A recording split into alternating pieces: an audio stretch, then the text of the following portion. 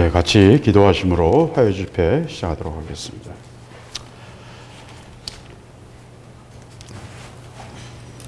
하나님 감사합니다. 감사합니다. 저희를 사랑하셔서 또 이 시간 주 앞에 구별된 시간을 가지고 아버지 모여 찬양하며 기도하며 또한 하나님 말씀을 상고하며 아버지의 음성을 듣기를 원하며 아버지의 인도하심을 바라며 우리가 이 자리에 모였습니다. 아버지, 저희들이 주님의 음성 듣기를 원하며 저희의 마음의 두드리심을 우리가 얻기를 원하며 아버지의 인도하심을 원합니다. 아버지, 저희들의 마음을 두드리시고 말씀하시고 성령께서 우리의 마음을 뜨겁게 하시고 우리의 영안이 열리게 하시며 하나님의 말씀이 우리 영혼을 사로잡게 하시며 비추게 하시며 드러나게 하여 주시옵소서. 오늘 말씀을 통해서 하나님 저희들에게 이끄시고 인도하시기를 원합니다.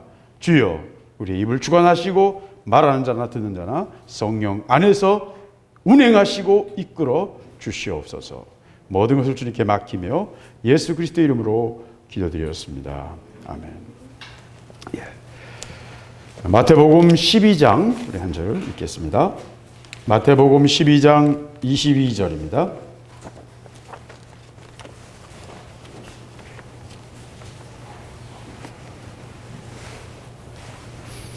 마태복음 12장 22절 신약성경 19쪽입니다. 12장 22절부터 32절까지 한 절씩 교독하겠습니다. 제가 한 절 읽고 여러분이 한 절 읽고 하겠습니다. 제가 먼저 22절 읽겠습니다. 그때에 귀신 들려 눈멀고 벙어리 된 자를 데리고 왔거늘 예수께서 고쳐주심에 그 벙어리가 말하며 보게 된지라. 바리새인들은 듣고 가로되 이가 귀신의 왕 바알세불을 힘입지 않고는 귀신을 쫓아내지 못하느니라 하거늘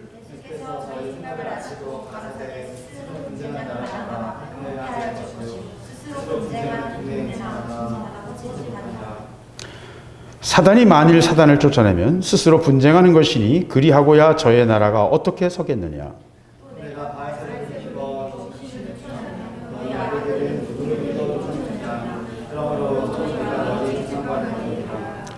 그러나 내가 하나님의 성령을 힘입어 귀신을 쫓아내는 것이면 하나님의 나라가 이미 너희에게 임하였느니라.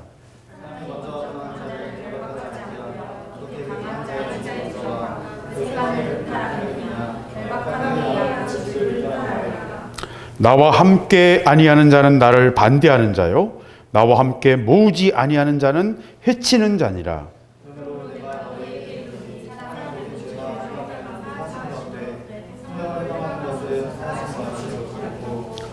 또 누구든지 말로 인자를 거역하면 사하심을 얻되 누구든지 말로 성령을 거역하면 이 세상과 오는 세상에도 사하심을 얻지 못하리라. 아멘. 예.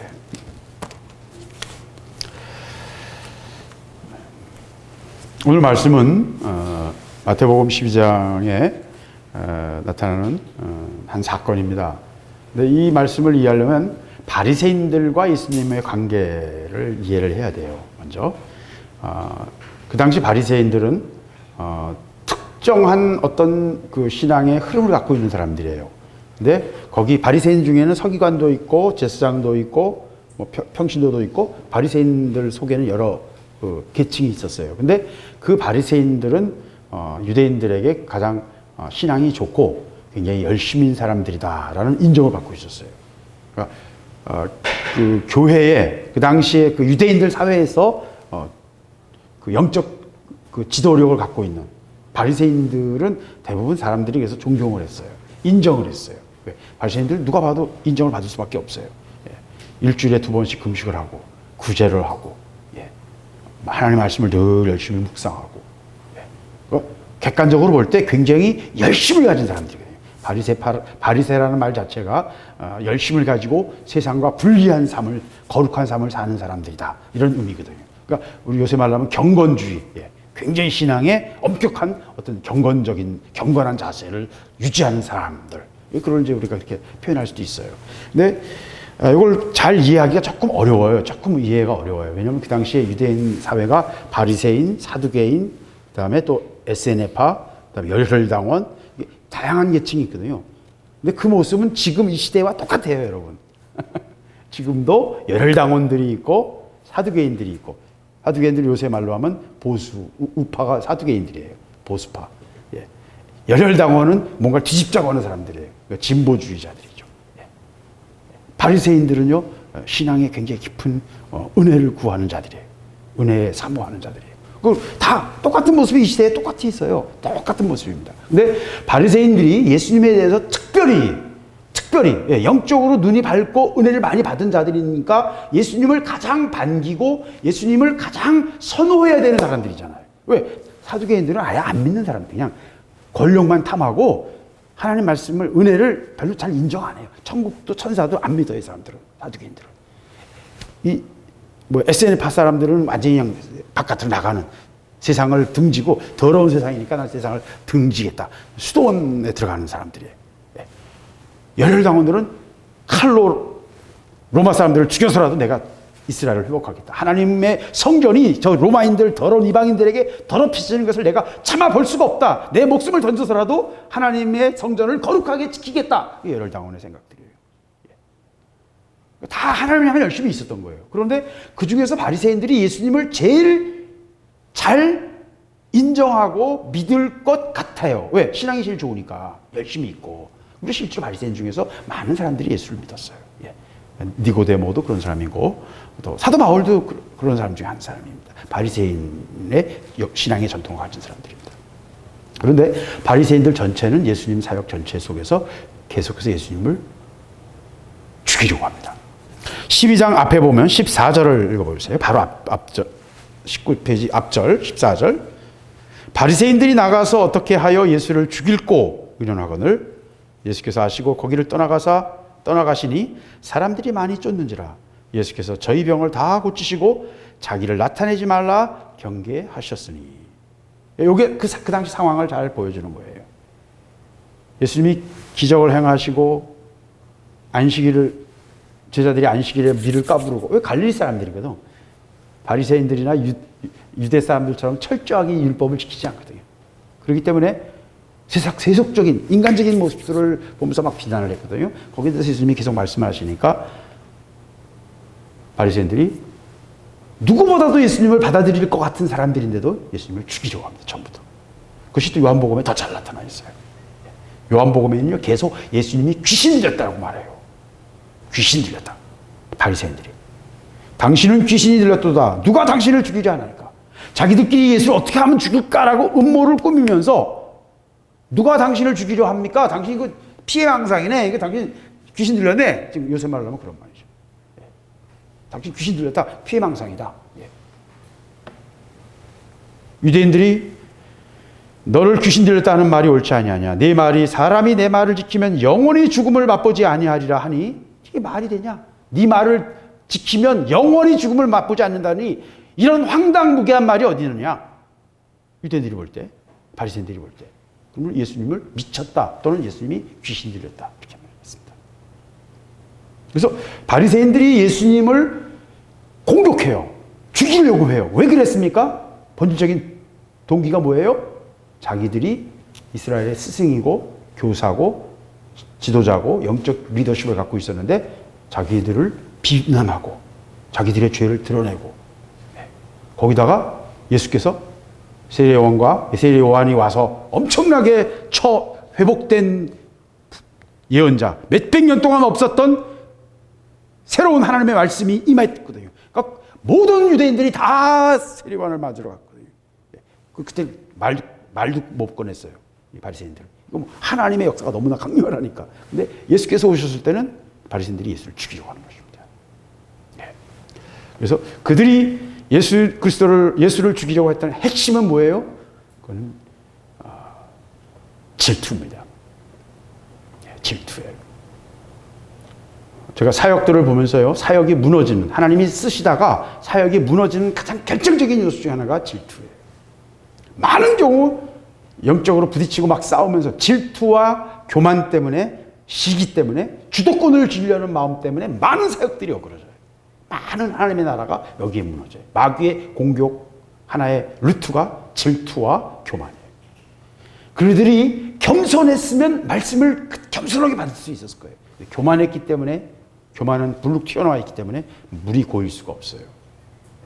겸손한 자만이, 마음이 낮아진 자만이 그 낮은 마음에 물이 고일 수 있는 것입니다. 그래서 교만했기 때문에 하나님의 아들이 오셨는데도 그들이 그렇게 기다리던 다윗의 후손이 왔는데도 그들은 받아들일 수가 없었던 것입니다. 그것이 이제 오늘 이 이야기의 배경이에요. 그래서 교만과 겸손의 문제, 결국 거기서 파생되는 질투의 문제. 그래서 예수님이 옳으냐 그르냐 이거는 별로 중요한 문제가 아니에요. 어떻게 하면 저놈을 죽일까? 어떻게 하면 저놈을 무너뜨릴까? 대적이에요, 대적. 옳고 그름의 문제가 아니에요, 이거는. 그러니까 대적이라는 말은요, 옳고 그름을 따지지 않아요. 그래서 상대방을 무조건 무너뜨리려는 거예요. 여러분, 영적 전투가 얼마나 치열한가를 세상 전쟁과 상상할 수 없을 정도로 치열합니다. 예. 세상 전쟁은 그래서 사정 봐가면서요, 크리스마스 때는 서로, 야, 총 쏘지 말자, 우리 서로 쉬자, 뭐 이런 거 할 수 있어요. 영적 전쟁 그런 거 없어요. 예. 영적 전쟁에서는요, 자기 새끼가 자기를 죽이고요, 예. 가족이 원수가 됩니다. 예. 얼마나 무서운지 몰라요.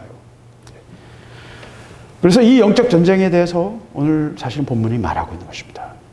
바리새인들은 그들이 이스라엘의 선생이고 신앙이 좋은 자들이라고 스스로 말하고 주장했고 또 그런 존경을 받았지만 실제로 하나님의 말씀이 임했을 때 그들은 그 교만함과 질투 때문에 예수 그리스도를 십자가에 못 박아 죽이는 자들이 되어버렸어요. 그래서 영적으로요, 어두우면 오늘 말씀 22절에 나오지만 눈 멀고 벙어리 되거든요. 영적으로 어두우면요, 영적으로 어두워지면요, 엉뚱한 것에 휩쓰여 가지고요, 예, 질투에 눈이 멀고요, 예, 또 다른 어떤 동기에 눈이 멀어가지고 엉뚱한 짓을 하게 돼 있어요. 그게 우리의 인생이고, 그것이 마귀가 우리의 인생을 통해서 하나님을 대적하는 방법입니다. 자, 본문으로 들어가겠습니다. 그때 귀신 들려 눈 멀고 벙어리 된 자를 데리고 왔거늘. 귀신 들려서 눈이 멀고 벙어리 됐대요.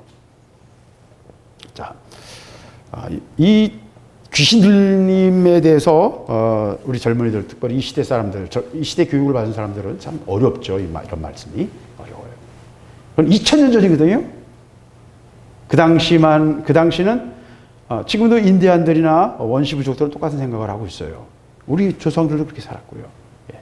모든 문제가 뭔가 신적인 것과 영향이 있다는 거죠. 보이지 않는데 뭔가 역사를 하잖아요. 전염병이 도는 것도 그렇지 않습니까? 그 당시엔 기술이 없으니까 모든 것이 어떤 것과 역사를 한다는 거예요. 예. 그러니까 그거는 굉장히 큰 통찰력이에요. 예. 저는 그걸 이제 물활론이라고 합니다. 애니미즘이라고 그러는데 모든 것이 살아있어서 그 속에 뭔가 움직이고 있다는 거예요. 그건 그냥 그런 신화적인 용어로 설명했지만 실제로 그 속에 작은 미생물들이 있고 작은 화학 구조가 있어서 메커니즘이 있잖아요.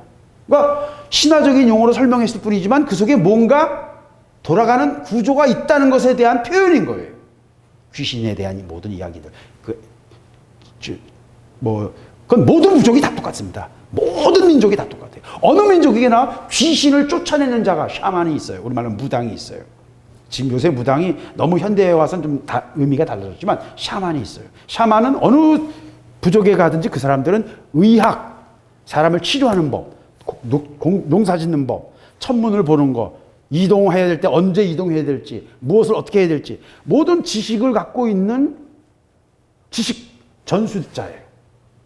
그리고 귀신이 들렸다 싶을 때는 또 귀신을 쫓아내는 그걸 축사라고 합니다.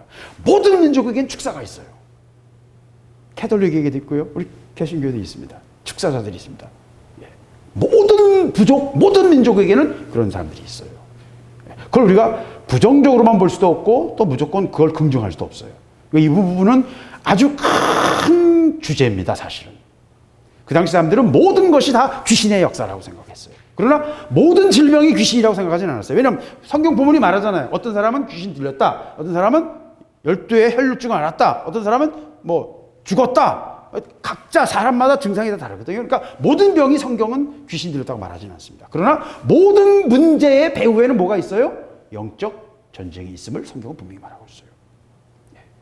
그렇기 때문에 이 부분은 이 영적 싸움에 대해서, 귀신에 대해서, 또 영적 세계에 대해서 이 시대를 사는 이 젊은이들은 자연과학을 배웠고 한미주의 속에 우리가 살기 때문에 이 말씀을 그 당시 사람들이 썼던 맥락으로 그대로 이해하기는 참 어려워요. 그죠? 그런데 여러분, 이 시대의 과학이라고 하는 것도 제가 계속 말하지만 이 시대까지 발전된 지식의 중간 결론일 뿐이에요.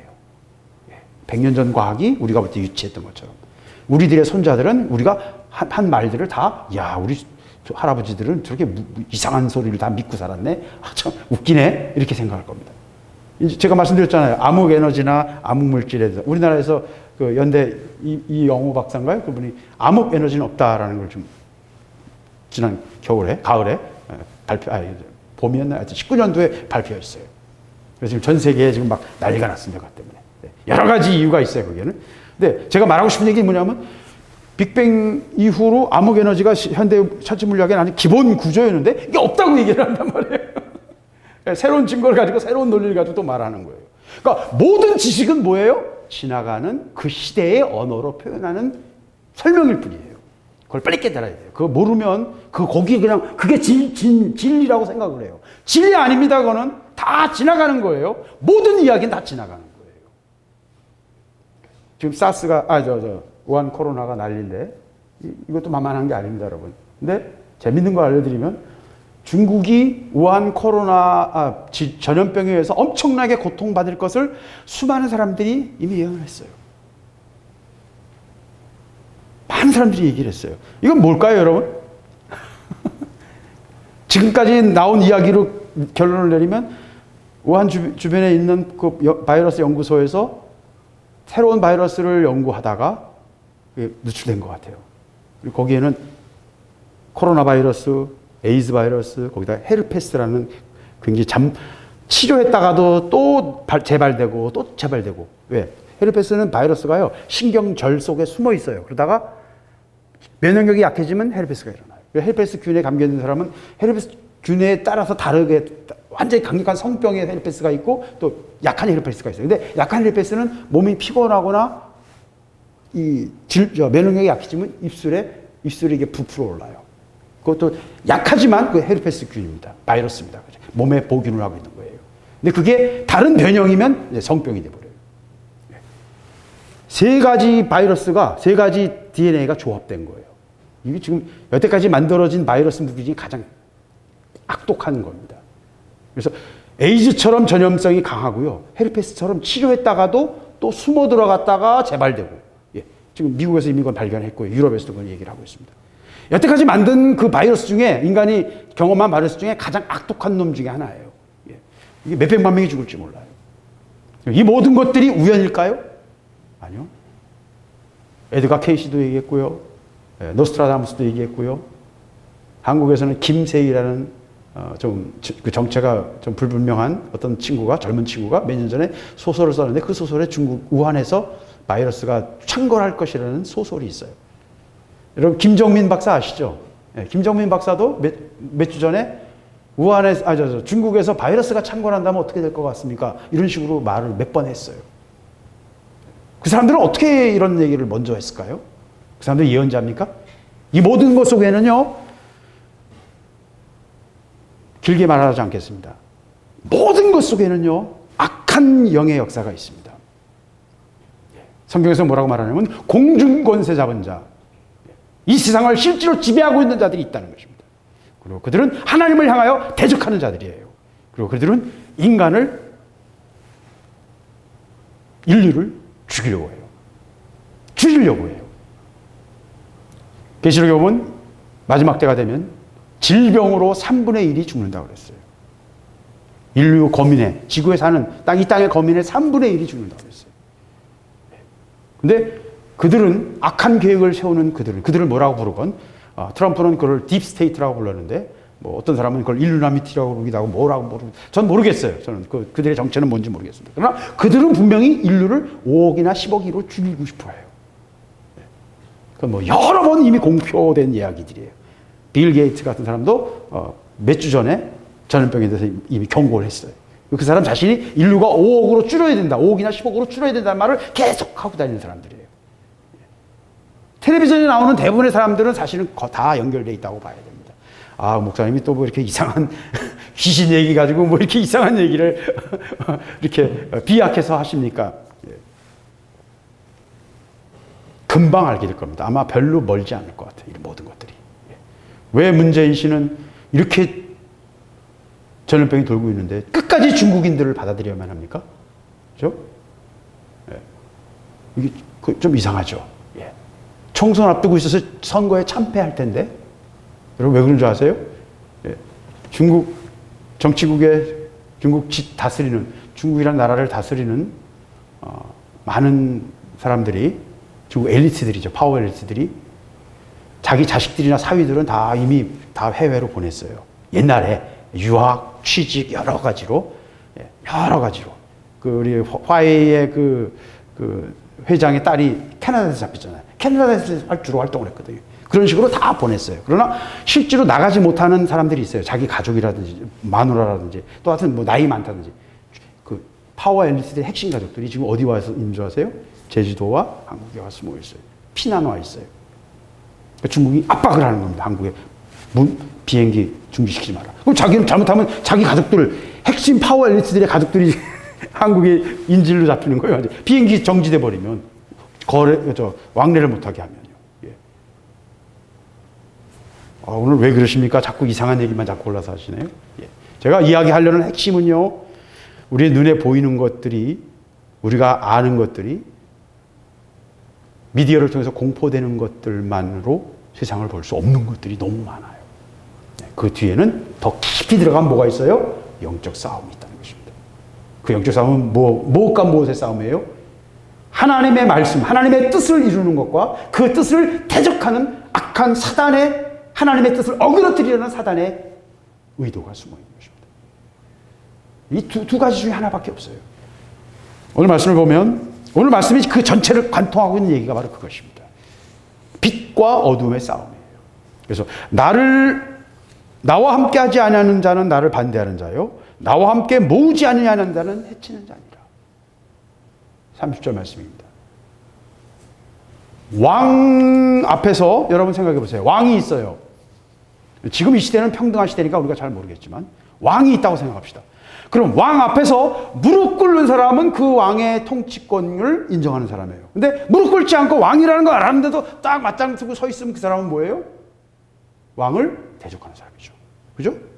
단순한 논리예요. 나와 함께 하지 않는 자는 나를 대적한다는 거예요. 하나님 앞에 무릎 꿇지 않는 자, 하나님을 경외하지 않는 자는, 왜? 그분이 근원이시니까 그분 앞에 무릎 꿇지 않고 그분에 순종하지 않는 자는 그를 대적하는 것입니다. 중간은 없어요. 이 영적 싸움에서는 회색 지대는 없어요.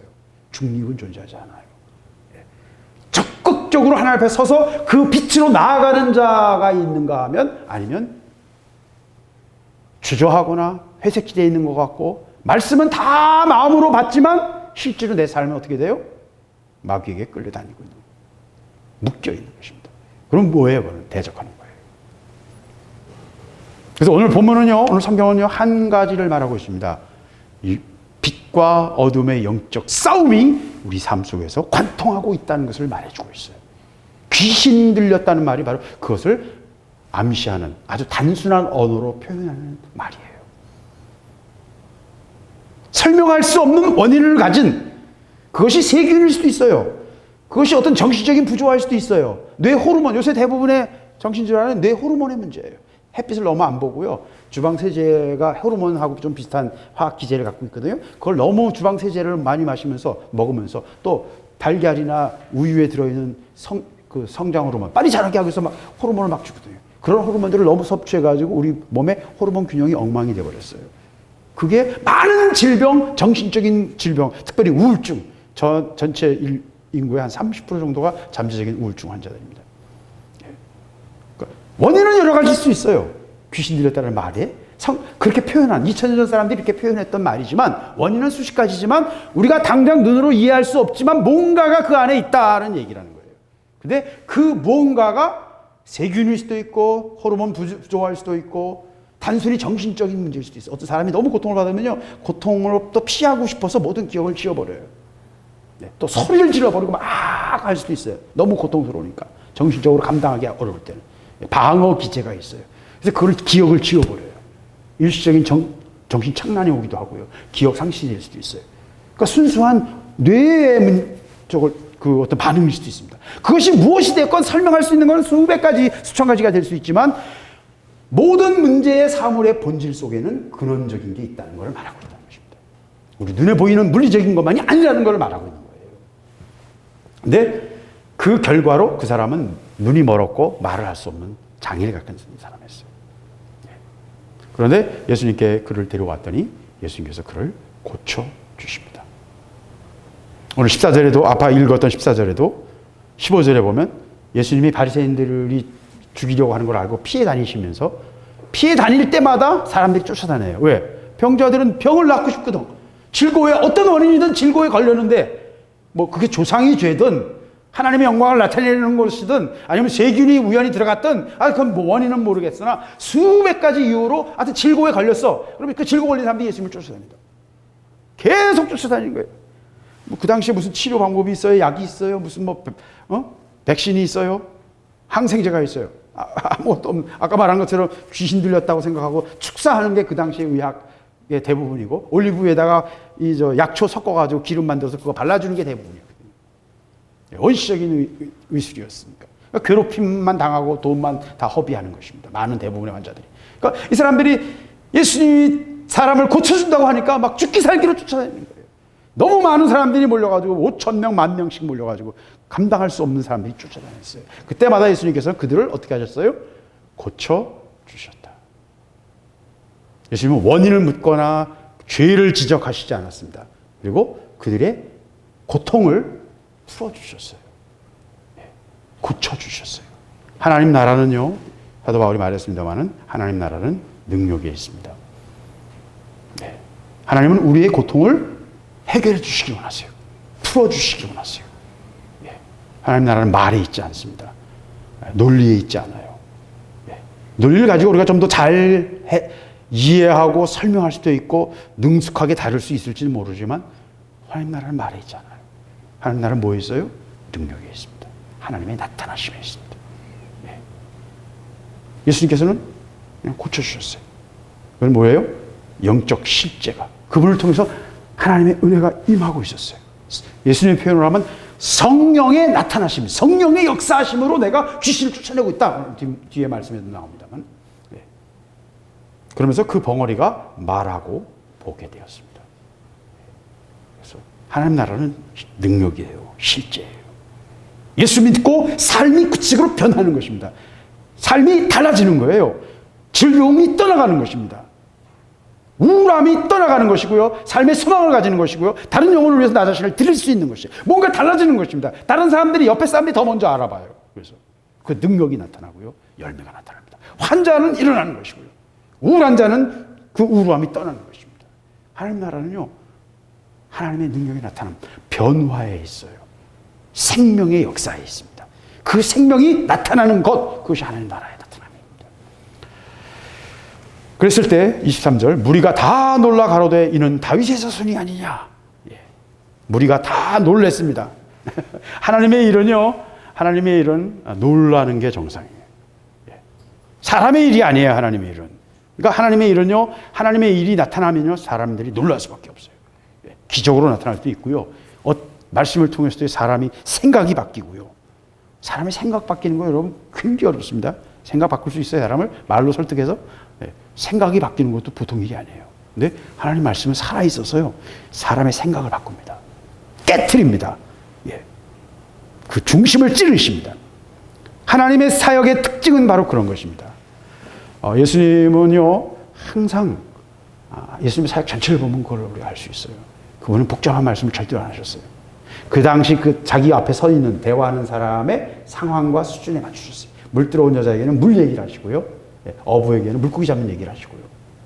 복잡한 얘기 안 하시고요. 그 사람이 이해할 수 있는 아주 단순한 자기 삶의 문제. 어부라면 물고기 많이 잡아야 되잖아요. 그걸 깊은 데로 가서 그물을 내려봐라. 그 시간, 그 순간에 그 사람의 문제의 핵심을 찔러 관통하세요. 그래서 하나님의 말씀은요, 종종 우리가 우리의 삶의 속에서 내가 살던 삶과 내 어떤 의식의 흐름에서 볼 때는 하나님의 말씀이 생뚱맞고요, 잘 이해가 안 될 수도 있어요. 근데 삶 전체를 내가 살아보면서 10년, 20년 단위로 내 인생을 돌아보게 되면, 아, 그때 그 말씀이 바로 그냥 전곡을 찌르고 계셨구나. 근데 내가 못 알아들었구나. 그런 걸 너무 많이 경험합니다. 하나님은요, 너무 해답을 말씀하셔서 카카오 맵을 쓰면 지도 지름길 쫙 열어주잖아요. 그죠? 예, 그런 것처럼. 하나님 말씀은요, 우리 삶의 본질을 꿰뚫으세요. 예. 그래서 예수님께서는 그들의 생각을, 이런 대적하는 바리새인들의 생각을 아세요. 꿰뚫어 보세요. 그렇기 때문에 꿰뚫어서 대답하시는 거예요. 예수님의 사역의 특징은 바로 그렇습니다. 단순하며 꿰뚫어요. 관통해요. 본질을 꿰뚫는 그분의 말씀은. 그게 하나님의 사역의 특징이에요. 성령의 역사의 나타남의 특징입니다. 뭔가 설명 많이 해야 되고요. 뭔가 많은 말, 저처럼 자꾸 좀 말이 많잖아요. 많은 말을 해야 되는 것이 아니라는 거예요. 하나님의 일은 본질을 꿰뚫는 거예요.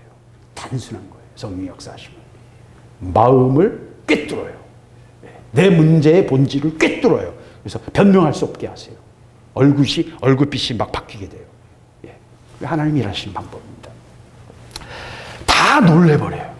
하나님의 일은요, 놀라는 게 정상이라는 거 여러분 늘 기억하세요. 신비한 거예요. 하나님 나라는요, 신비한 거예요. 이해되지 않는 것의 연속일 수 있어요. 그걸 이상하게 생각할 필요 없습니다. 그건 당연한 거예요. 이는 다윗의 자손이 아니냐. 요 한마디, 다윗의 자손이라는 말은 한마디의 말이지만 이거는 이스라엘 역사 전체를 관통하는 말입니다. 그죠? 이스라엘 사람들이 몇백 년 동안 오랜 시간 역사를 통해서 나라를 세웠다가 망하고 회복하기 위해서 막 눈물로 막 전쟁을 벌이면서 반란을 일으키고 학살당하고 해서 하면서 그들이 민족적 염원이에요. 지금도 2000년 동안 그 민족적 염원이 그 이스라엘의 국기에 들어있는 다윗의 별에 들어있는 거예요. 다윗의 왕국을 회복하고 싶은 거예요. 그래서 다윗의 자손이 아니냐라는 말은 옛 영광을 회복하고 하나님이 보내신 메시아를 통해서 이스라엘의 영광을 회복할 것이라고 하는 이스라엘 백성들이 계속 가지고 있는 그들의 소망의 언어입니다. 이스라엘 역사 전체를 관통하고 있는 얘기예요. 이 이야기는 출발은 아브라함으로부터 시작합니다. 아브라함에게 주셨던 약속으로부터 시작합니다. 모세도 나 같은 선자 하나를 나중에 하나님께서 보내실 텐데 너희가 그 음성 들을 때 순종해라 라고 말합니다. 이사야도 말합니다. 에레미야도 말합니다. 많은 선지자들이 다윗의 후손에 관해서 하나님이 보내실 어떤 사람에 대해서 말합니다. 그분이 오셨을 때 세례 요한은 저가 바로 하나님의 어린 양이다. 하나님의 아들이시다 라고 지적합니다.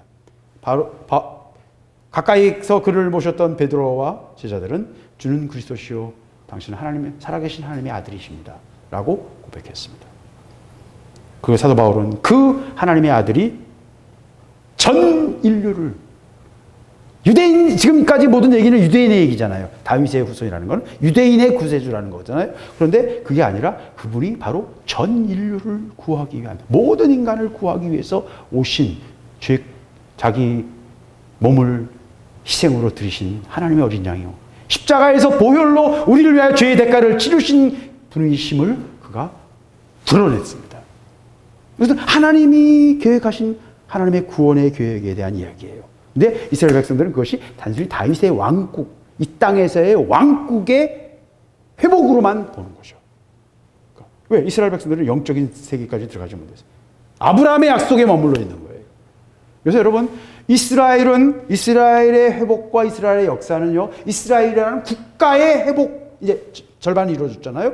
그리고 지금 현재 트럼프가 새로운 평화안을 얘기했죠. 지금 모든 팔레스틴 국가와 아랍 국가들은 다 거부하고 있어요. 그러나 하여튼 거기에 뭔가 관련이 있어요, 그 속에. 그리고 그곳에서 예루살렘 제3성전이 지어지기 시작할 때 마지막 때가 시작된 것입니다. 그리고 그 성전에 적그리스도가 성전을 더럽히게 될 것입니다. 그것을 모든 세계 사람들이 보게 될 거예요. 성경 거기서 명확하게 말하고 있습니다. 마지막 때의 세팅을 지금 하고 있어요.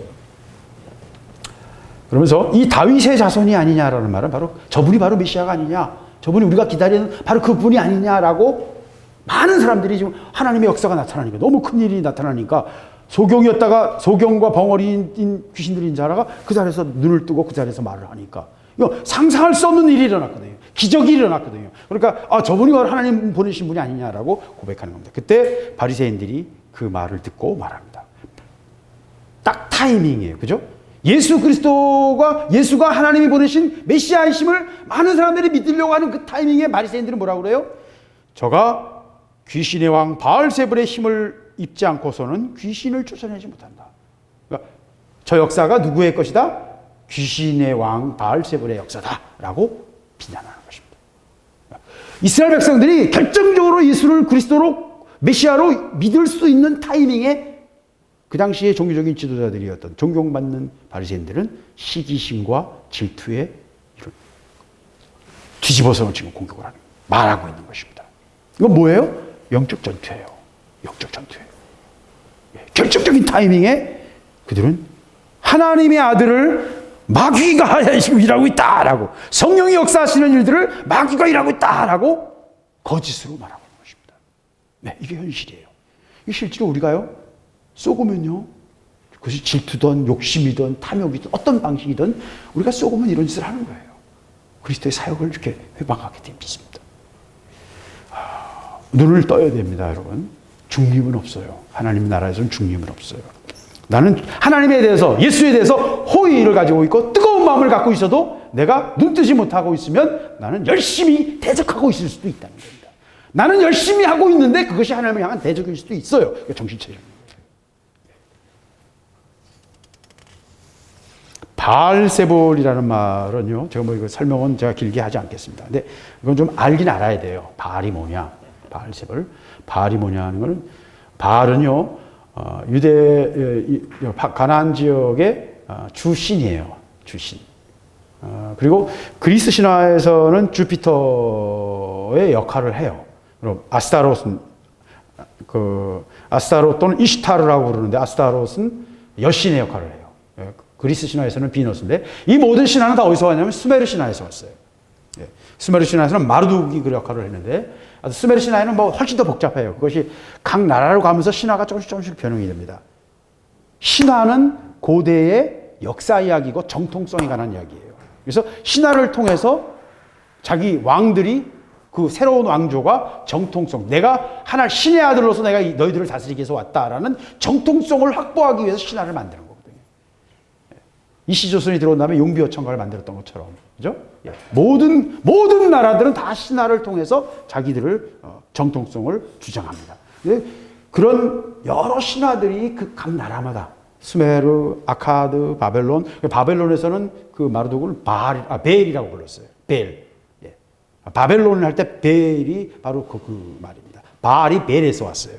그 다음에 아수르에 가서 그 바알이라는 게 처음 이제 생기는데, 그 아수르에서는 사실은 아수르라는 이름으로 맨 처음에 불렀어요. 그러다가 안샤르라고 부르기도 했고, 지난번에 말씀드렸잖아요. 아수르에 의해서 아수르 종교를 막 강요했다고, 자기들 종교를. 그래서 이스라엘 백성들도 아수르가 세운 주상, 그 상 앞에서 예배를 드리고, 왕이 거기서 예배를 드리고, 그걸 강요하고 그런 일이 있었습니다.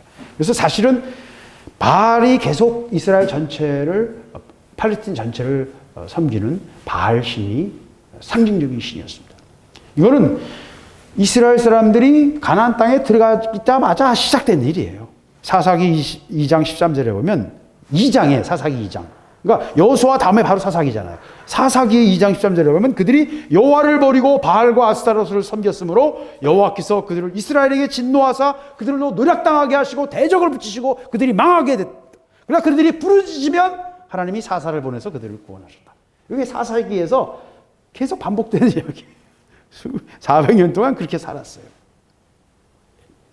그때 이미 바알과 이스라엘을 섬기고 있습니다. 그럼 수메르, 아브라함 이전 시절부터 있었던 신들이니까 그 신이 그 중동에 퍼져가지고 여러 가지 이름으로 섬겼던 거거든요.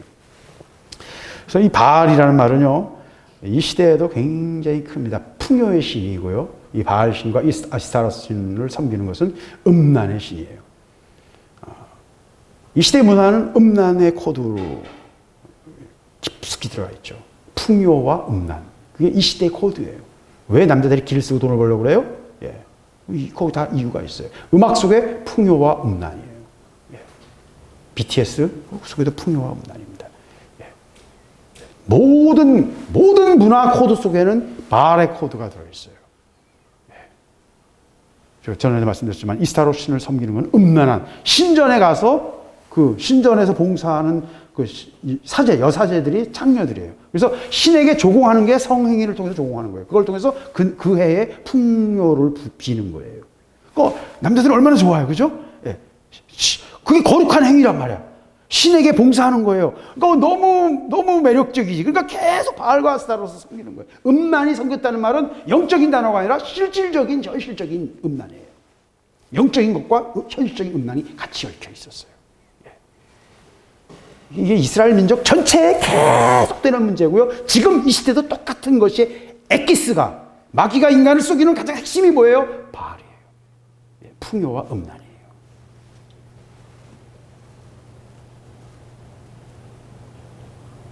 그래서 그 바알세불이 귀신의 왕인데 그 바알세불의 힘을 빌려서 예수께서 저 귀신들이 자를 쫓아낸 것이다 라고 뒤집어서 비난한 것입니다. 그때 25절 예수께서 저희 생각을 하시고 가라사대 스스로 분쟁하는 나라마다 황폐해질 것이요 스스로 분쟁하는 동네나 집마다 서지 못하리라.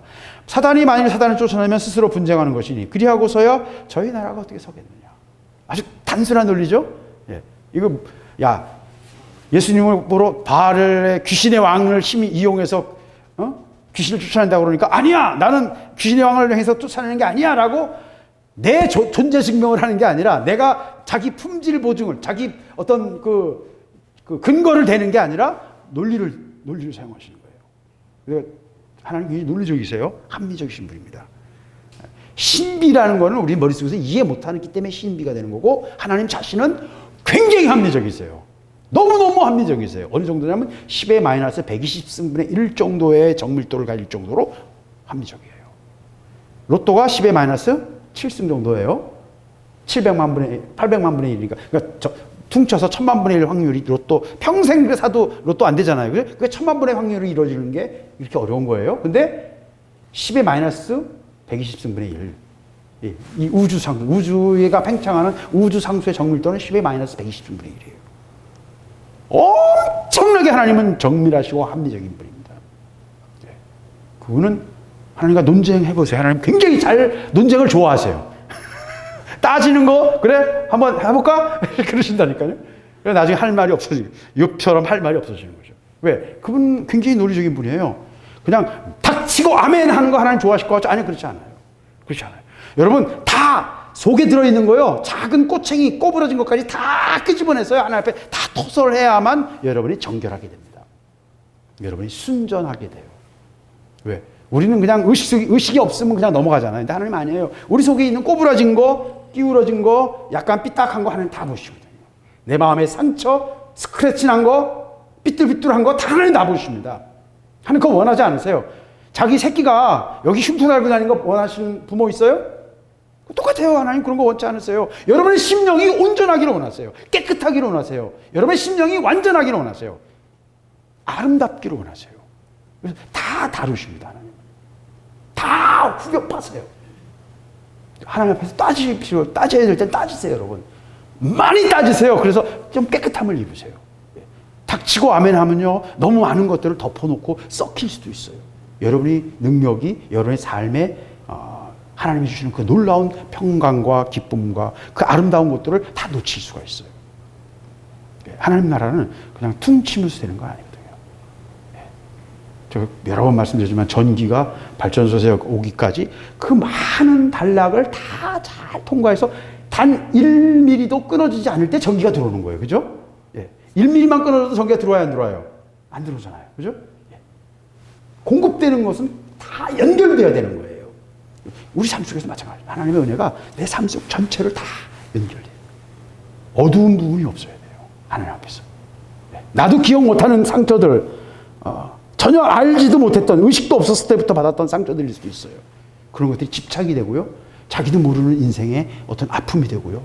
괜히 막 먹는 사람, 우리 맨날 얘기하잖아요. 우리 누구예요? 우림이. 그 어렸을 때 그 슈코가 먹을 것에 대한 집착으로 남아있거든요. 저도 내가 모르지만 나도 모르지만 왜 나도 모르게 자꾸 집착하는 것들이 있어요. 사람마다 다 그런 것도 하나씩 있을 거예요. 마음의 상처들도 있다니까요. 하나님 그거 다 다루시고 나세요. 다루시고 나십니다.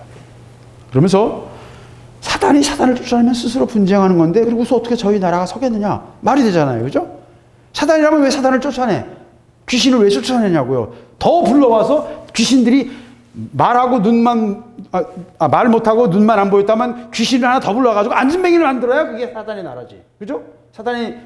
예수님이 사단에게 왕의 어떤 힘으로 한다 그러면 오히려 예수님이 축복했을 때 그 사람이 하나 더 붙여야 되는 거 아니냐. 더 악한 것이 와야 될 거 아니냐. 근데 사단이 사단의 영을 쫓아낸다면 그건 자기들끼리 싸우는 건데 그게 나라가 서겠냐? 정확한 말씀이잖아요. 논리적으로 정확한 말씀이죠. 이 말씀을 왜 이렇게 하실까요? 그 말을 듣는 많은 백성들에게 그 바리새인들이 질투해서 나온 그 교묘한 독, 예수 그리스도를 그리스도로 알지 못하게 하는 다윗의 후손으로 믿으려고 하는 이제 드러나는 순간에 독을 칠하고 악을 퍼뜨리는 거거든요. 속임수를 쓰는 거거든요. 그 듣는 사람들을 위해서 주님은 이 말씀을 하신 것입니다. 논리적으로 정확하게 반박하십니다. 그러면서 내가 바알세불의 힘을 입어 귀신을 쫓아내면 너희 아들들은 누구를 힘입어 쫓아내느냐. 그러므로 저희가 너희 재판관이 되리라. 제가 아까 말씀드렸습니다마는 모든 시대의 모든 나라에는 다 축사하는 사람들이 있어요. 캐톨릭에도 캐톨릭 그 축사 전문 신부들이 있습니다. 개신교에서는 대부분 기도원에서 축사를 많이 하죠. 은혜 많이 받는 기도 많이 하는 분들. 기도원에서 많이들 축사를 합니다. 그 당시에 바리새인들 속에도요, 유대 사회에서도 축사자들이 있었어요. 근데 그들을 뭐라고 불렀냐면 선지자의 아들들이라고 불렀어요.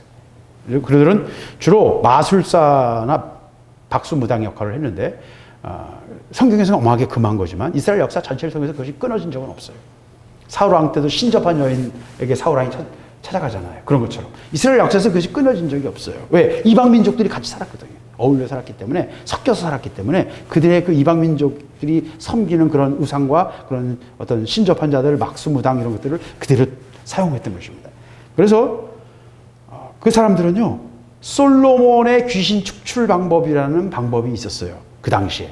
이 이야기는 요세푸스라는 이스라엘 역사가가 기록한 얘기예요. 그래서 베스피안 황제 때 이 엘리아살이라는 이스라엘 그 박수무당이 축사자가 황제 앞에서 귀신 들린 자를 쫓아내는. 근데 그때 솔로몬의 이름으로 솔로몬이 썼던 그 방법이 있거든요. 그래서 어떤 특정한 약용 식물의 뿌리를 가지고 반지를 만들어가지고 그 반지를 입에 물게 하고 그 사람에게 솔로몬의 이름으로 축사를 해가지고 귀신을 쫓아내는 축사를 황제 앞에서 시연한 이야기가 이스라엘 역사에 요세푸스의 역사라는 고대사와 전쟁 역사라는 두 종류 책이 있는데 거기에 나오는 얘기입니다. 두 군데 다 나와요.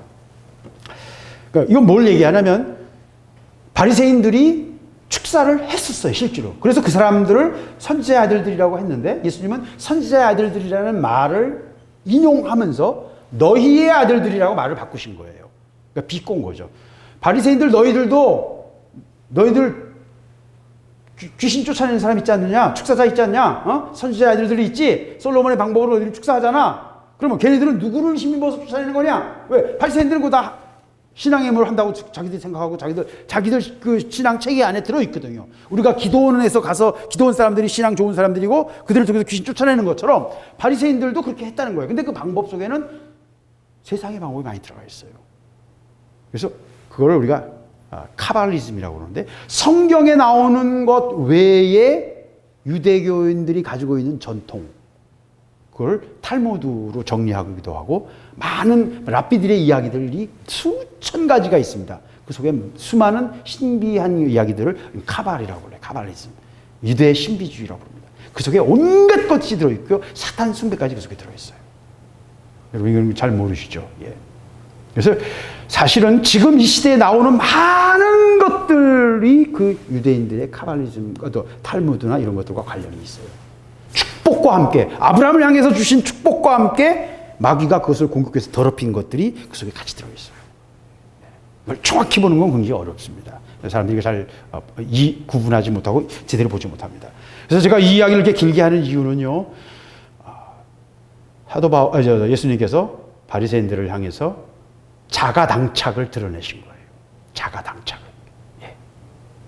나는 귀신이 바알세불을 통해서 내가 귀신 쫓아낸다고 하자. 그러면 너희 아들들은 누구를 통해서, 너희 바리새인들 속에서 귀신 축사자들이 있지 않느냐? 그들은 누구를 통해서 쫓아내는 거냐라고 물으시는 거예요. 그러면 이 사람들이 참 고민스럽죠.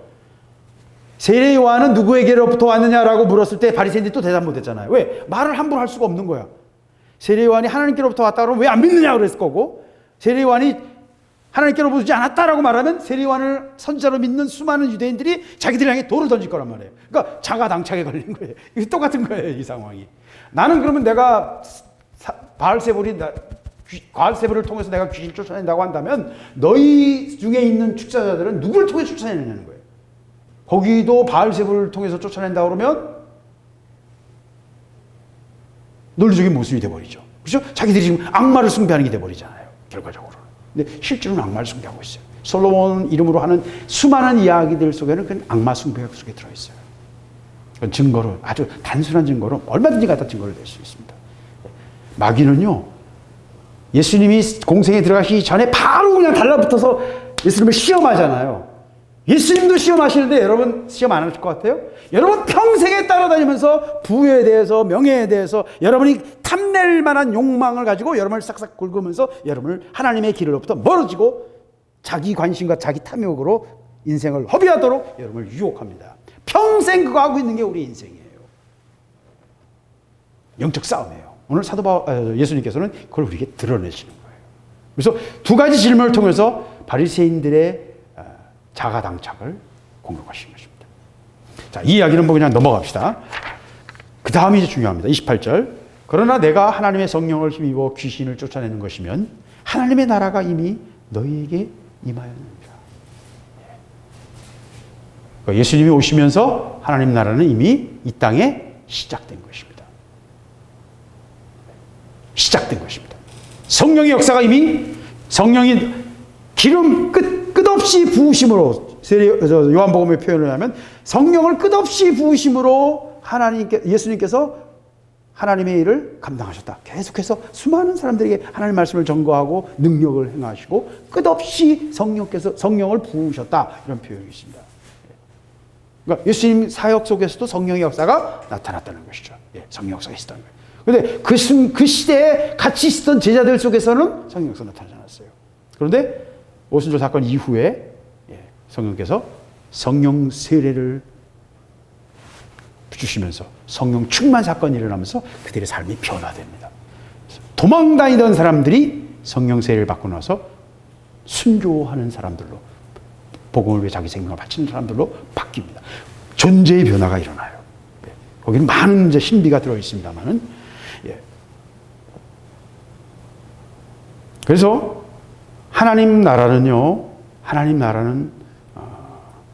하나님의 영이 임재하셔서 역사하시며 다스리시는 곳이 하나님 나라예요. 나라라는 건 뭐예요? 왕이 통치하는 곳이죠. 대한민국 대통령의 명령이 통하는 곳이에요. 그죠? 어디부터 일본이에요? 아베의 명령이 통하는 곳이 일본이에요. 그죠?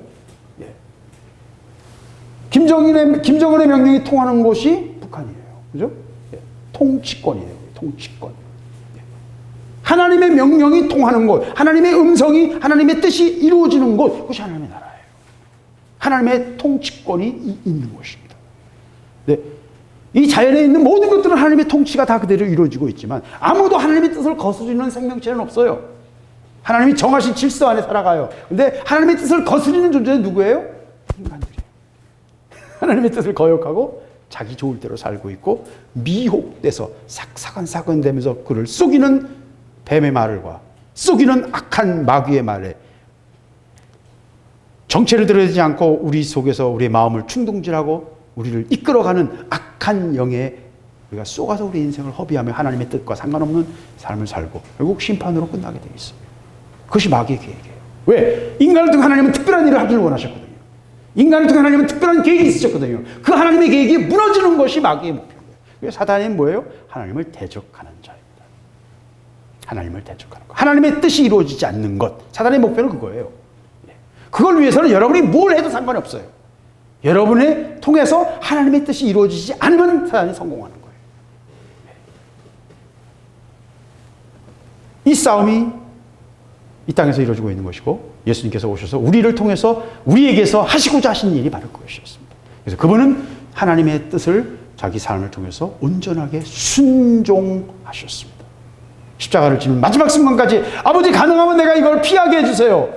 그거 원하지 않으셨어요. 그 고통을 원하지 않으셨어요. 왜? 하나님과 끊어지는 고통은 예수님은 삼위일체로 하나님과 하나 되신 분이었기 때문에 우리가 하나님 끊어지는 것과는 상상할 수 없는 것이에요. 그분 하나님과 영원한 교제 가운데 계셨던 그분이 하나님과 교제가 끊어져야 되는 거예요. 죽음 속에 떨어지는 거예요. 지옥으로 가시는 거예요. 그건 육체적인 고통의 문제가 아니에요. 창에 찔린 게 문제가 아니에요. 하나님과의 분리예요. 그걸 예수님께서는 원하지 않으셨어요. 그러나 내 뜻대로 하지 마시고 아버지의 뜻대로 되기를 원합니다. 끝까지 하나님의 뜻이 그분에게는 주 관심, 하나님의 뜻을 이루는 것에 그의 인생 전체가 되어졌어요. 그 외에는 자기 관심에 대해서는 아무런 관심이 없었어요. 아무런 관심이 없었어요. 그래서 하나님 나라는요, 하나님이 영으로 하나님의 거룩한 영 성령이 우리 안에 역사하셔서 그 하나님의 음성을 듣고 순종하여 하나님의 뜻이 이루어지는 곳, 그것이 하나님 나라예요. 그리고 그 순종하는 사람이 활동하는 영역, 그 가정, 그 사람이 활동하는 영역이 하나님 나라인 것입니다. 그래서 우리가 사역을 할 때요, 하나님의 일을 할 때 우리가 세상적인 방법으로 뻥튀기 해가지고 또 세상적인 방법으로 뭔가를 해서 우리가 하나님의 일을 하려고 할 욕심을, 그런 망상을 가질 때가 많아요. 저도 뭐 그런 생각이 있었을 때가 있었습니다. 뭐 꼭 그런 생각은 아니었지만, 저는 뭐 이 중동에 비행훈련센터를 만들어가지고 거기를 선교 기지로 삼아야겠다. 예. 조종사들이, 대한민국 공군의 조종사들이 그 한 60%가 그리스도인이에요. 굉장히 좋은 그리스도인들이 많아요. 그 조종사들을 한 300명 정도가 거기 가서 이제 훈련센터를 지어서 중동의 사우디와 UAE와 쿠웨이트, 중동의 전투 조종사들을 훈련하는 곳으로 만들려고 생각을 했어요. 우리나라 비행 훈련기가 좋은 게 있으니까 그걸 한국에 있는, 광주에 있는 훈련 비행단을 그대로 복사해가지고 중동에 갖다 만드는 그런 계획을 제가 참여한 적이 있었어요. 제가 왜 거기에 참여했냐면 선교기지를 만들고 싶어서. 예.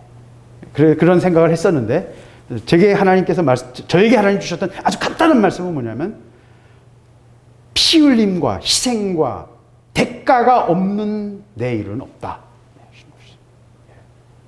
우리는 뭔가 제도를 가지고 돈을 벌어서 또는 교육을 통해서 많은 어떤 좋은 조직을 통해서 어떤 방법을 통해서 하나님을 할 수 있을 거라고 생각하잖아요. 하나님 나라는 그런 게 아니라는 거예요. 29절을 보세요. 먼저 사람이 먼저 강한 자를 결박하지 않고서야 그 강한 자의 집에 들어가 그 세간을 늑탈하겠느냐. 그냥 머리 좋아서 또는 재주가 좋아서 우리가 돈을 벌거나 큰 어떤 세력을 만들거나 뭐 큰 조직을 만들 수 있고 큰 기업체를 만들 수도 있어요. 그런데 그것을 가지고 하나님의 일이 되느냐는 거예요. 아니라는 거예요. 왜? 이건 영적 싸움이거든요. 먼저 결박하지 않고서는요, 내가 내 명의로 이 땅에서 내 명의로 내 돈으로 갖고 있는 것 같지만 내가 가지고 있는 어떤 조직일 수도 있고 학교일 수도 있고 뭐 여러 가지 세상적인 방법일 수도 있어요. 근데 그게 사단을 결박하지 않고서는요, 그것이 하나님의 일에 들어질 방법이 없어요. 영적 싸움이에요, 여러분, 본질은. 영적 싸움이라니까요, 본질은. 인간적인 방법으로 만들 수는 있어요. 근데 그게 하나님께 쓰임받는 건 또 다른 문제라는 거예요. 피 흘림과 대가 지불이 없이는, 기도가 없이는, 눈물이 없이는 그 일이 일어나지 않아요. 누군가의 희생이 있고 누군가 부르짖는 것이 있어야 되고 누군가의 피 흘림이 있어야만 그 일이 일어난다는 거예요. 저는 그냥 물론 어떤 기본 틀만 만들 생각이고 제가 거기 참여할 생각은 아니었어요. 하나님의 일이 뭔가 이루어지길 바라는 마음에서 그냥 버려지는 것보다는 그것이 잘 세팅돼 가지고 좀 나라에도 도움이 되고 이 선교 기지를 조용히, 이건 비밀리 해야 되거든요. 그래서 기존에 있는 그 이슬람 선교단체하고 조인해가지고 뭔가를 해보고 싶다라는 게 제 생각이었는데, 제게 주셨던 답변은 그거예요. 지금도 저는 포기하지는 않았습니다. 하나님 하실 거라고 좀 믿어요. 근데 중요한 건 뭐예요? 하나님의 일은 혈과 육에 가는 게 아니라는 거예요. 껍데기가 가는 게 아니에요. 돈에 관한 문제가 아니고요. 조직이 관한 문제가 아니고요. 사람이 얼마나 많은가의 문제가 아니에요. 본질이 뭐예요? 영적 싸움이라는 거예요. 결박하지 않고서야 어떤 놈이 자기 거 다 빼가는데 그거 눈 뜨고 보겠느냐. 사단이 그냥 가만히 있겠느냐. 그 얘기예요. 먼저 어떻게 해야 돼요? 그 사단을 결박해야 돼요. 영적 싸움에서 이겨야 돼요. 이기지 않고서는 단 한 발도 전진할 수 없습니다. 그게 영적 실제예요. 오늘 예수님께서 그 얘기를 하고 계신 것입니다. 나와 함께 아니하는 자는 나를 반대하는 자요, 나와 함께 모으지 아니하는 자는 해치는 자니라. 그래서 영적 싸움에서는요, 빛과 어둠이 명확합니다. 중간이 없어요. 순종하는 거 아니면 주저하는 것도 결국 대적하는 거예요. 순종을 미루는 것도 대적하는 거예요. 그렇잖아요? 어명이요 했는데 삼가 받들겠습니다. 보통 말씀을 그 명령을 받으면요, 그 호위무사들이 존명 이렇게 말을 합니다. 청명, 그리고 얘가 잘 들었습니다. 그 다음에 존명, 그대로 하겠습니다. 말씀을 받들어서 그대로 행하겠습니다라는 의미로 존명, 그리고 떠나가요. 왕의 그 무사들이 그 선정, 그 뭐라고 그러죠? 이름을 선정관이 아니라 하여튼 빨간 옷 입은 그 무사들 있잖아요. 호위무사들. 그 사람들을 부를 때가 있어요. 보통 일을 다 의금부를 통해서 하는데 왕이 급하게 할 때는 자기 호위무사들을 직접 파견할 때가 있다는 거예요. 내시와 함께 급하게 파견할 때가 있어요. 요새는 보면 다 내시가 와서 뭐 말하잖아요. 원래는 그게 아니에요. 원래는 이제 정치 개통을 통해서 나와야 돼요. 근데 그렇게 하면 시간이 걸리니까 왕이 급할 때는 그냥 자기 무사와 함께 병사를 보낼 수 있어요. 그러면 존명이라고 외칩니다. 말씀을 들었으면 그 말씀이 왕의 명령이 집행되어야 되는 거예요. 왕이 명령했는데도 들은 채 만취하고 딴짓하고 있다면 그는 그 왕의 명령을 무시하는 거잖아요. 그 권위를 도전하는 거예요. 그 자체가, 주저함 자체가, 지연시킴 자체가 권위를 도전하는 거예요. 이건 권위의 문제. 영적으로는, 영적 싸움은 아주 단순한 문제예요. 아주 단순한 문제예요. 적극적인 동참과 헌신, 그리고 마음을 요구하세요. 하나님은요, 그냥 적당히 그냥 참여해주고 적당히 그냥 하는 거, 박수 치는 거, 그거 하나님 카운트 안 하세요. 하나님은 기쁨과 내가 정말 중심으로 기쁜 마음으로 내 마음 전체를 바쳐서 그냥 이것이 전부인 것처럼 마음을 드리는 거 하나님 원하신다니까요. 이건 저희 집사람이 잘 알아요. 제 기도원 생활하면서 식사하잖아요. 마음으로 하지 않으면 밥을 안 먹어버려요. 그 원장님. 너무나 사로잡혀 사는 사람이라 밥을 안 먹어버려요. 예. 마음으로 하면요, 너무 맛있게 먹어요. 아무것도 아닌 별로 맛없어 보이는데도 너무 맛있게 먹어요. 뭘 먹는 거예요? 뭘 먹는 거예요? 그 마음을, 주님은 그 마음을 받으시는 거예요. 하나님께서는요, 우리의 마음을 원하세요. 여러분이 우리 강아지 마루가 굉장히 시크해요. 오라고 그래서 한 번도 오는 적도 없고요. 지 맘대로 해요. 굉장히 우울증 걸렸나 싶을 정도로 그냥 시크한데, 근데 꼭 그렇진 않아요. 제가 가자 그러면 막 꼬리치고 난리가 나버려요. 왜? 옥상에 데려가거나 바깥으로 나가는 거예요. 밖에 콧바람 쐬는 게 너무너무 좋은 거예요. 근데 나가보면 또 추우니까 3분도 안 돼서 막 들어가자 낑거리긴 하지만, 예. 마루의 마음을 얻으려고 제가 막 노력을 하는데도 그게 잘 안 돼요. 근데 그 강아지 마음 얻어서 내가 뭘 쓰겠어요. 그죠? 예. 그러나 강아지를 사랑함으로써 얻는 마음의 풍요로움이 생각보다 큽니다, 여러분. 예. 우리는 뭔가를 사랑하면서 마음을 주면서 마음을 열거든요. 주님, 하나님도 저는 비슷하다고 봐요. 강아지와 우리 사이의 갭보다 하나님과 우리 사이의 갭이 100만 배는 더 멀어요. 그죠? 강아지와 우리는 똑같은 DNA를 만드는 똑같은 동물이에요. 육체적으로 볼 때는. 하나님과 우리 사이의 갭은 상상할 수 없는 갭입니다. 그러나 그분이 우리의 마음을 얻기를 원하시는 거예요. 제가 저희 집 강아지 마음을 얻고자 하는 것처럼. 예. 맨날 잡아먹는다는 소리는 하지만, 예. 딸들 열받으라고 일부러 잡아먹는다는 소리를 막 하는데, 예. 근데 어쨌든 마루의 마음을 얻고 싶은 것처럼 하나님도 여러분 마음을 두드신다니까요. 여러분 마음을 원하세요. 아무것도 할 거 없고 하나님 앞에서 내가 뭘 하겠노? 내가 무슨 하나님의 일을 하겠노? 하나님 일을 원하지 않으세요, 여러분? 하나님 일이 아니에요. 일은요, 하나님이 어떤 방법으로 천사를 통해서 여러분이 하는 것보다 100만 배는 더 효과적으로 하실 수 있어요. 제가 늘 말하잖아요. 복음 전하는 거 하늘에다가 하나님 나라 나팔을 한 100만 개쯤 깔아놓고서 24시간 틀어내면 되진다고. 그럼 세뇌라도 될 거라고. 제가 하나님께 제안하잖아요. 그래? 왜 이렇게 안 하시냐고. 하나님 한 수 모르시는 것 같아요. 저는 그렇게 생각하죠. 그렇게 말한 적이 있었습니다. 하나님은 얼마든지 하실 수 있다니까, 그런 게. 하나님 그렇게 안 하세요. 뭘 원하세요? 우리 스스로 자원하여 내 마음을 하나님께 드려서 기쁨으로 하나님께 나아오기를, 마음을 열기를 하나님 원하십니다. 그것이 아버지의 마음이에요. 적극적으로 동참하고 헌신하고 아버지께 마음을 드리는 자를 하나님은 찾으시고요. 그렇게 하지 않는 자는 어떻게 하는 거다? 나를 반대하는 것이다. 왕의 명령을 듣고도 주저하는 자는 그 왕을 거역하는 자예요. 들었으면 예, 그렇게 하겠습니다. 순종해야 돼요. 이 말씀에 대해서 마가복음 9장 40절에는 반대 얘기를 합니다. 예수님께서 9장 40절을 제가 읽겠습니다. 우리를 반대하지 아니하는 자는 우리를 위하는 자니라. 마가복음 9장 40절이에요. 그러니까 예수님에 대해서는요 절대적이에요. 근데 우리라는 말은 예수님과 제자들이죠. 그죠? 예수님을 포함한 제자들. 그러니까 교회라고 할 수도 있어요. 조직이라고도 할 수 있어요. 예. 그러니까 우리를 반대하지 않는 자는 우리를 위하는 자니라. 이 말씀은 굉장히 뉘앙스가 여러 가지로 해석할 수 있는 말씀이에요. 그러니까 뭐 그 얘기는 길게 하지 않겠습니다. 그러나 이게 서로 다르다는 거. 하나님의 말씀인데도 같은 내용인 것 같은데도 서로 이게 상치된다는 걸 여러분 기억하십시오. 그래서 마태복음 12장 30절과 마가복음 9장 40절은 서로 반대되는 얘기를 하고 있어요. 근데 서로 포커스가 달라요. 31절. 그러므로 내가 너에게 이르노니 사람의 이거 죄송합니다. 제가 너무 건너뛰었네요.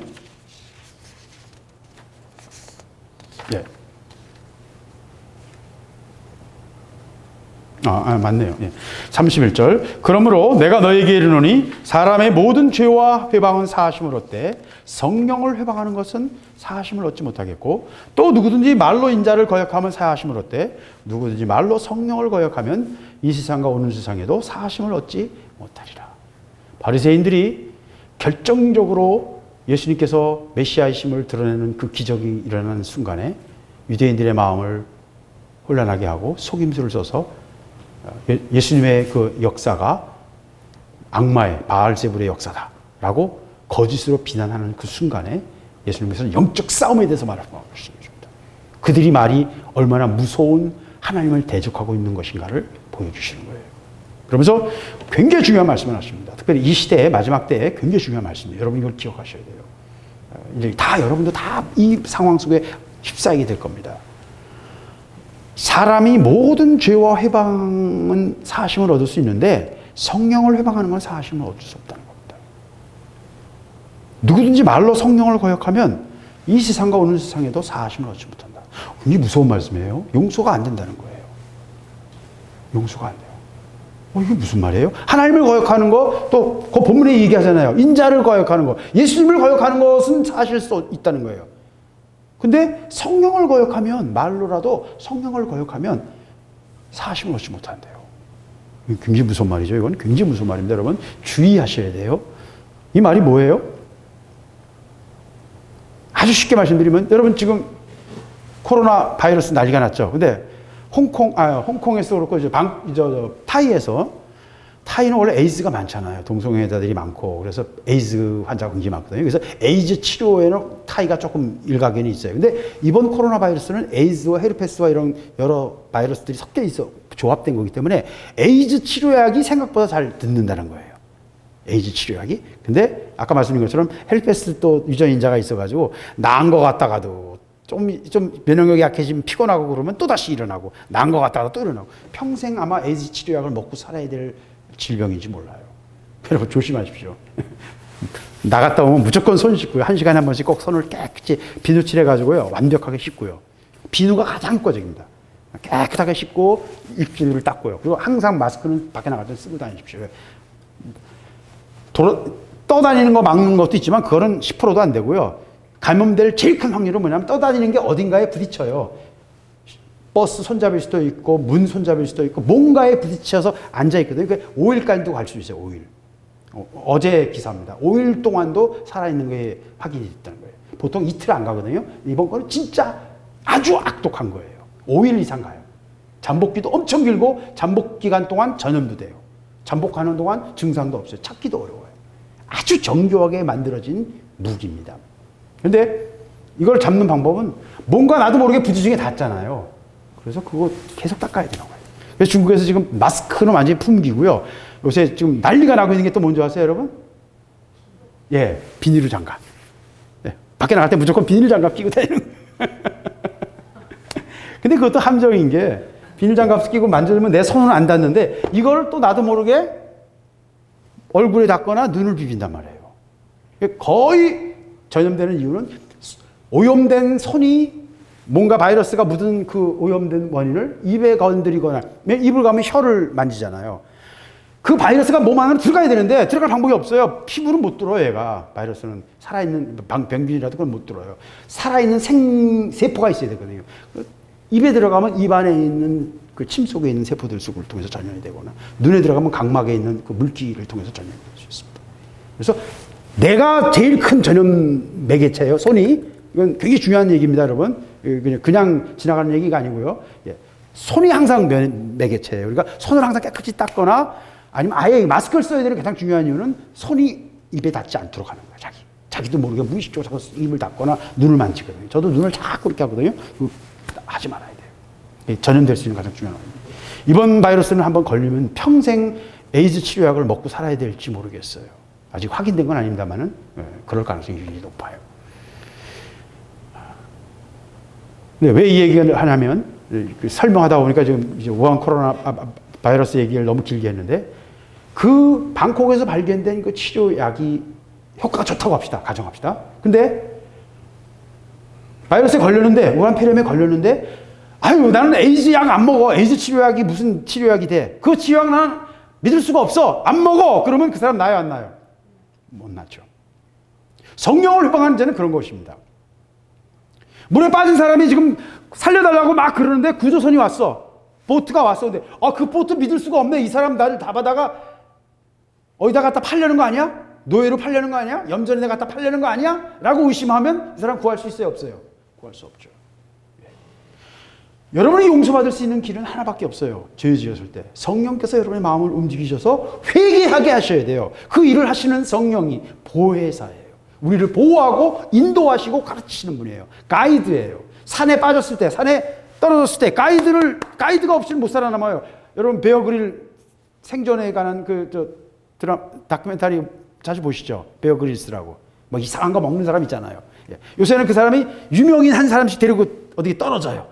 그 유명인은 너무 괴로운 거죠. 살아남으려면. 근데 이 사람이 살아남으려면 누구 말을 들어야 돼요? 베어 그릴스 말을 들어야 돼요. 여러분, 김병만이 나온 게 이름이 뭐예요, 왜? 김병만 씨가 나오는 그 정글의 법칙. 정글의 법칙에서 멤버들이 많지만 누가 있어야 돼요? 김병만이 있어야 돼요. 왜? 경험을 통해서 이거 어떻게 해야 될지 알거든. 그 사람이 있는 것과 없는 것은 생존에 엄청난 차이가 날 수밖에 없어요. 아주 단순한 얘기예요. 이 말씀은 아주 단순한 얘기예요. 왜? 성령이 우리의 마음을 움직이셔야 되고 나를 이끄셔서 하나님 앞으로 나가게 해야 되는데 그 성령을 거부하고 성령을 대적하면 네가 어떻게 살아남느냐? 어떻게 구원받을 수 있느냐? 어떻게 네가 회개할 수 있느냐? 성령을 거역하는 건 그래서 자기 목숨 좋은 거예요. 이 얘기는 이 시대에 하시는 말씀이에요. 지금 이 시대는 성령의 은사가 끝났다. 없다. 지금 나오는 성령의 은사는 마귀의 일이다. 방언이 끝났다. 뭐 이런 주장하는 사람들이 많아요. 제가 전에 말씀드린 것처럼 세대주의라는 신학적 사조가 세대주의자들이 너무 한국교회에 어떤 역사를 하기 때문에 그렇습니다. 세대주의는 그 자체로는 굉장히 중요한 어떤 통찰력을 주는 건 맞아요. 성경에서. 그러나 그 세대주의는 굉장히 위험한 신학적인 문제를 갖고 있어요. 세대주의의 함정이 바로 그런 것들이에요. 성령의 시대는 이미 끝났다. 성령의 역사는 없다. 이제는 오직 말씀뿐이다. 그게 지금 이 시대에 나오고 있는 얘기들이에요. 그게 주류는 아니지만 그런 사람들이 나오고 있고요. 이단 간별사들이 굉장히 많아요. 물론 목사님들이 뭐 이건 이단이고 저건 이단이고 맨날 이거 하고 있어요. 근데 그렇게 하던 사람이 또 자기도 이단 방점을 받아. 그런 분이 두 분이나 있어요. 제가 잘 알아요, 그분들을. 이 시대가 바로 그런 시대입니다. 성령을 모욕하고 성령을 대적하는 시대예요. 성령의 역사를 거부하는 시대예요. 그래서요, 우리가 은혜를 바로 붙잡고 은혜를 따라가는 것이 쉽지 않습니다. 정신을 바짝 차려야 되고요. 예수님께서 마지막 때에 얘기하시면서 계속 하신 말씀이 뭐예요? 사람들에게 미혹되지 않게 주의하라. 미혹되지 마라. 할 수 있으면 믿는 자라도 구원받은 자를 끌어내리려고 떨어뜨리려고 너희를 온갖 방법으로 미혹해 할 것이다. 미혹되지 않게 주의하라 말씀하시죠. 그래서 마지막 순간까지 우리의 영혼을 지키는 것이 굉장히 중요합니다. 근데 하나님의 일을요 함부로 말하는 거 굉장히 위험해요. 그래서요 함부로 말하면 안 됩니다. 예수님께서는 비판하지 말라, 정죄하지 말라 하셨습니다만은 누군가가 손가락질하거나 함부로 말하는 것은 목숨 걸어야 돼요. 이 말씀 보면, 그죠? 그 사람을 통해서 성령의 역사가 나타나는데 그것을 악령의 역사라고 만약에 누가 손가락질했다고 합시다. 그럼 그 사람 뭐 하고 있는 거예요? 성령의 역사를 회방하는 거예요. 그것이 자기 영혼에 얼마나 큰 해악을 끼칠지 사람들이 몰라요. 그러니까 입에서 나오면 그냥 쉽게 말하고 자기 느낌이나 자기 주관을 가지고 너무 쉽게 말해요, 우리는. 다른 사람에 대해서 말할 때는요, 하나님의 명확한 음성과 지시하심이 아니면요, 왕의 명령이요라는, 어명이요라는 것, 확실한 어명의 인장이 없이는요, 어명이요 외치는 건 뭐예요? 반역이에요. 반역이에요. 다른 사람을 비평하거나 다른 사람을 판단하는 일은요, 하나님이 직접 지시하신 게 아니면 하지 마세요. 자기 목숨을 거는 거예요. 내 영혼을 거는 것이 될 수 있어요. 이건 절대로 가벼운 얘기가 아닙니다. 우리 너무 쉽게 판단하고 너무 쉽게 나불나불 내고 말을 함부로 해야 되거든요. 그래서 말하지 말아야 돼요. 가능하면. 다른 사람에 대해서 평가하거나 정죄하거나 모르는 것에 대해서 아는 것처럼 말하지 말고요. 저도 그러기 쉬워요. 저도 말을 많이 하는 사람이라서.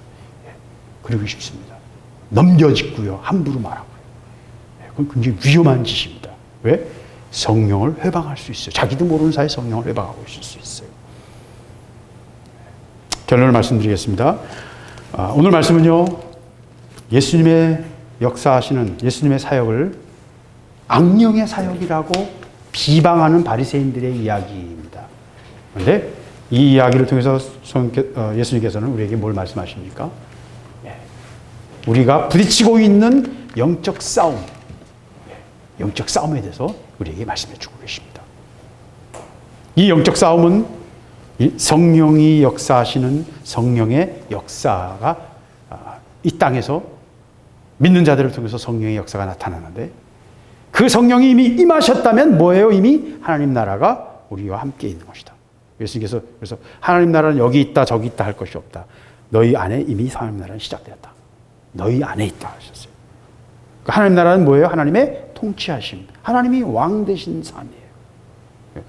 그 왕이 안 된 건 우리 마음에 있으면 왕이 안 돼 있어요. 다른 모든 공간에서 다 모든 존재 속에서 하나님이 왕이 되신데 우리 마음 속에서만 하나님이 왕이 안 되셨거든요.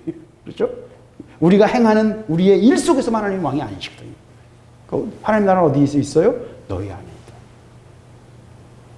이 하나님 나라는 머리나 계획으로 되는 게 아니라 뭐예요? 영적 싸움이다.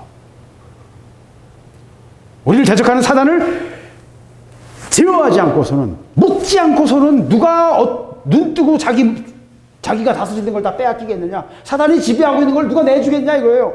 하나님의 일은 그렇게 쉽게 되는 게 아니라는 거죠. 영적 싸움이라는 거예요. 싸워야 된다는 것입니다. 여러분이 삶 속에서 여러분의 삶의 습관들, 내가 가진 질병들, 내 가정의 문제들, 모든 문제들은요, 영적 싸움입니다. 그걸 통해서 기도해야 돼요. 경제적인 문제요, 인간관계 문제요, 여러분의 배우자 문제요, 모든 문제는요, 하나님의 다루심 안에 있습니다. 그리고 그것은 사단이 그냥 내주지 않아요. 쉽게 내주지 않습니다. 그 대적을 결박해야만 됩니다. 결박하는 방법은 하나뿐입니다. 왜? 이미 그 모든 대적을 밟으신 예수 그리스도의 보혈을 의지하고 그분 앞에 나가는 것이에요. 그분 앞에 그분의 법정으로 나가야 돼요. 우리가 기도해야 될 이유는 거기에 있습니다. 내가 누구에게 돈을 빌려줬어요. 그래서 담보로 그 집을 담보로 했어요. 돈을 안 갚아요. 그럼 나는 그냥 그 집에 가서 이 집 내놔 할 수 있어요? 그 집을 내가 얻으려면 어떻게 해야 돼요? 법관에 가서 법관이 그 모든 증명 서류를 다 참고하고 판결을 하면 됩니다. 네, 판결이 중요해요. 판결이 없이는 내가 그 집에 가서 그 집 내놓으라고 그러면 난 도둑놈이 돼요. 그죠? 내가 불법을 행하는 게 돼요. 옳지만 절차를 안 밟는 거예요. 법적 절차를 밟아야 돼요. 여러분 삶 속에서 이미 예수님께서 피값을 치르셨는데 왜 아직도 내 삶 속에 악한 것들이 나를 지배하고 있습니까? 아직 여러분이 절차를 안 밟으셨어요. 네, 절차를 안 밟았어요. 아버지 법정에 가서요. 아버지는 이 부분은 이건 주님께서 이미 피를 치르셨는데 왜 이게 아직 역사를 합니까? 이놈들이 내게 가까이 오지 못하도록 접근 금지 명령을 내려주세요. 나를 묶고 있는 이것들로부터 나를 풀어주세요. 아버지 앞에 청원하십시오. 법적 명령을, 하나님의 음성을 들으세요. 그럼 마귀가 가까이 오지 못합니다. 그 부분에 있어 완전한 자유를 얻게 될 것입니다. 논리가 아니고 말이 아니고 영적 실제라는 것입니다. 그래서 우리가 기도해야 되는 것입니다. 보좌로 나아가야 되는 것입니다. 하나라도 마귀와의 싸움에서 하나라도 공짜로 되는 건 없습니다. 싸워야 돼요. 우리는 이미 이겼어요. 예수님께서 모든 대가를 치르셨거든요. 우리는 점령하면 됩니다. 선포하면 됩니다. 기도하면 됩니다. 하나님 승리케 하실 것입니다. 같이 기도하시겠습니다. 하나님 감사합니다. 감사합니다. 오늘 말씀을 통해서 우리가 우리의 묶여있는 것들, 우리의 이 영적 싸움을 우리가 보게 하시고, 아버지, 악한 마귀의 간교한 괴계에 우리가 쏘가 아버지께 서지 아니하고 아버지 앞에 온전하게 순종과 충성하지 못하며 아버지 오히려 혼미하여 하나님의 일을 대적하며 성령을 회방하는 미련한 것에 서지 아니하도록 우리의 영혼들을 깨워주시기를 원합니다. 아버지, 우리 삶 속에서 역사하는 모든 악한 대적의 대적을, 역사를, 아버지 우리를 묶고 있는 그 모든 결박을, 질고와 아버지 가난과 아버지 모든 관계의 어려움과 우리 삶 속에 있는 모든 문제들, 우리를 고통스럽게 하는 그 모든 것들을 주여, 주의 법정에, 주의 보좌 앞에 가지고 나아가 아버지 우리가 탄원하며 아버지의 판결을 얻기를 원하며 악한 결박들을 풀기를 원하며 아버지 은혜로 서기를 원합니다. 아버지 우리를 붙잡아 주시옵소서. 오늘 말씀이 우리 삶 속에서 열려지기를 원하며 이 영적 싸움에 우리가 눈을 뜨기를 원하며 순종하기를 원하며 아버지께 적극적으로 마음을 드리며 중심을 드리며 우리의 생각을 드리는 아버지 순종하는 하나님의 백성들이 되게 하여 주시옵소서. 우리가 다른 사람들을 판단하고 하나님의 일들에 대해서 함부로 생각하며 함부로 입을 놀리며 함부로 말하지 않는 아버지 깨어있는 근신하는 자들이 되기를 원하며 아버지 앞에 서는 자들이 될 수 있도록 우리의 영혼을 붙잡아 주시옵소서. 오늘 주신 말씀을 먹기를 원하며 이 말씀에 열매를 맺기를 원합니다. 주여 은혜를 허락하여 주시옵소서. 이 마지막 이 미혹이 난무하며 아버지 수많은 것들로 우리를 영혼을 노력질하는 이 혼란한 때에 아버지 또한 전 세계를 휩쓸고 있는 이 무서운 전염병 속에서 아버지 우리의 영혼을 지키시길 원하며 우리가 이 땅에서 해야 될 일이 있는 이상 우리를 덮으시며 주의 은혜로 덮으시고 천사의 날개로 우리를 덮으셔서 이 모든 환난과 이 모든 질병이 우리 가운데 가까이 하지 못하도록 주여 덮으시기를 원합니다. 사명을 감당하기까지는 우리는 죽을 수 없사오니 주여 은혜를 허락하시고 덮어 주시옵소서. 보호하여 주시옵소서. 모든 것을 주님께 맡깁니다. 예수 그리스도의 이름으로 기도드렸습니다. 아멘. 네, 계속해서 기도하시겠습니다. 아버지